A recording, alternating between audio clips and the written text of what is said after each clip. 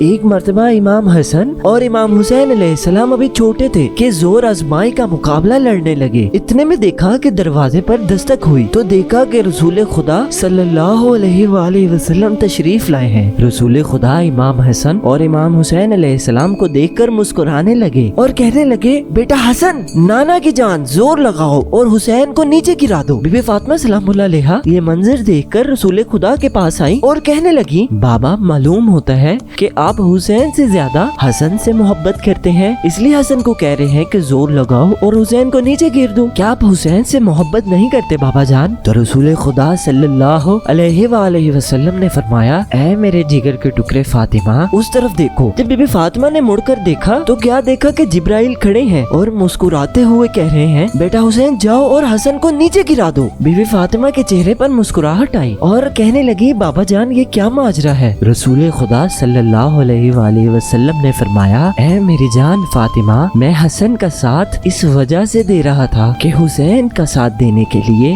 جبرائیل آسمان سے نازل ہو گئے ہیں۔